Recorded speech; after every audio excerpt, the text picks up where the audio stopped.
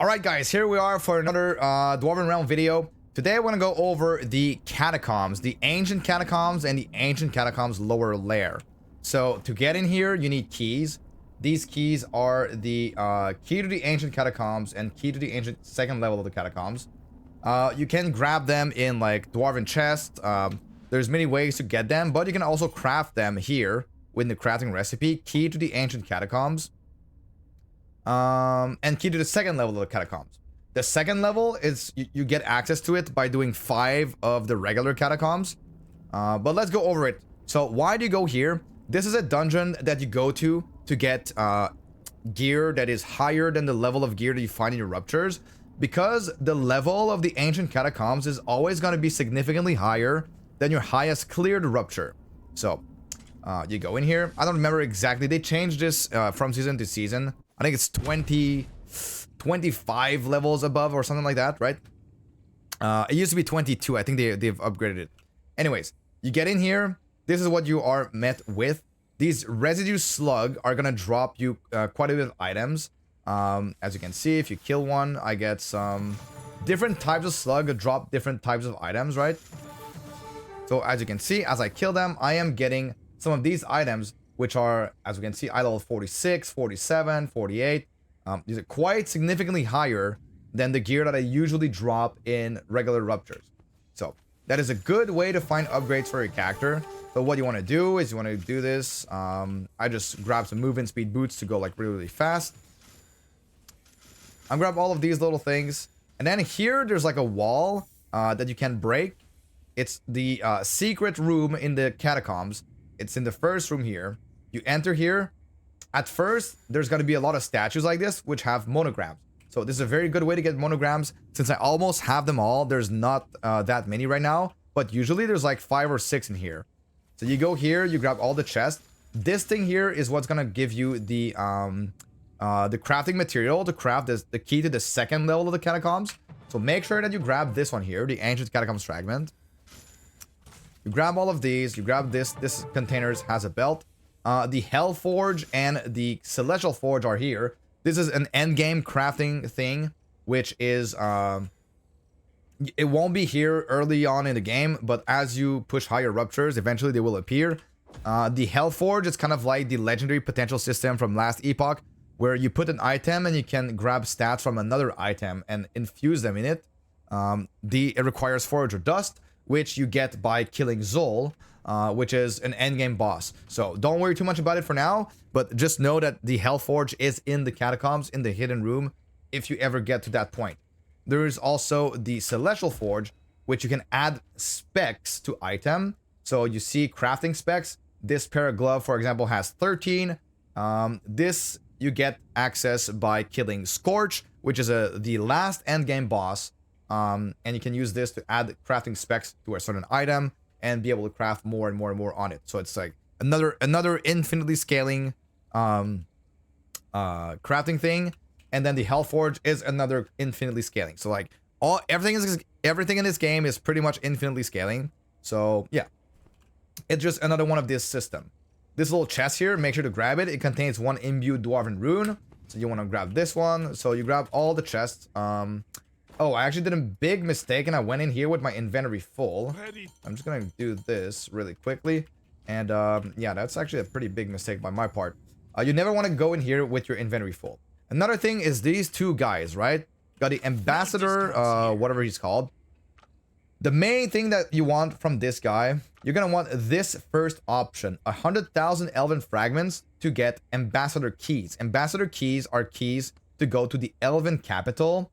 And the Elven Capital is where you can get a lot of materials to craft gems.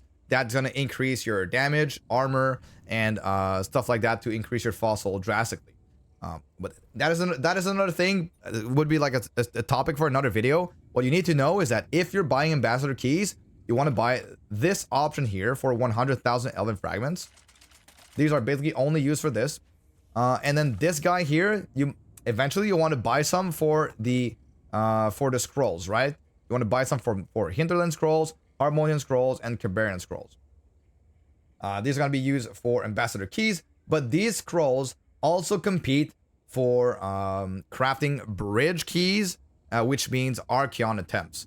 So currently they changed something in this season, in season 3, where you can change 5 bridge keys into 1 Archeon key. It's a crafting recipe. So this might change. And also I've heard that infused rupture have like 30% less density than regular ruptures. So maybe at some point even some of like using some fortune tomb tokens to get some keys might be an option, but I don't think so. I think you still want to farm the infused ruptures for like double essences and possibly health gems containers. Anyways, that's another topic. Keep in mind, this is the secret room. Always come to the secret room. And then you go in here. You grab these little gems, right? I am going to try to remove a little bit from my inventory here because I am actually totally full in my inventory. And I kind of want to have these items. So you just grab all of these, you kill all the slugs, you get all the chests. Man, this actually filled me up. But anyways, you grab all of this, and then the last one that you have is going to be this thing here. This chest, you claim the treasure. It contains 1 handful of bones, which is 1 out of 20 to be able to craft 1 key to the Gravedigger's Cove. So if you haven't watched my dungeon guide for the Gravedigger's Cove, do so. It's another way to scale your fossil quite significantly. So you grab all of this, you grab all the chests, kill all the slugs. Make sure you come in here with an empty inventory, and then you exit through the portal. And that's pretty much it. Don't forget to go through the second room of the ancient catacombs, and yeah, do so. So we're gonna do this now. Afterwards, I'm gonna go into the second level of the catacombs. Okay, let's just do this. Let's exit. Now I am going to empty my inventory a little bit here. Gonna lock whatever is good for me. I don't think there's anything crazy here. Don't think there's anything crazy here for me. Boom, boom, boom. Yeah. Nothing. You can take more time to go through all this loot if you want to. I just kind of know what I'm looking for. Then the second level, Ancient Catacombs Lower Lair. Now, this is, I remind you, crafted in town in this place here. Key to the second level of the catacombs, right? Craft it, and you can go there. Now, this one is very, very interesting because this one will give you access to 1 extra point for your passive tree. So, you go in here. There's going to be the boss that spawns here. These slugs you can kill if you want to, but like they disappear once the boss appears. You kill this boss. You grab the chest.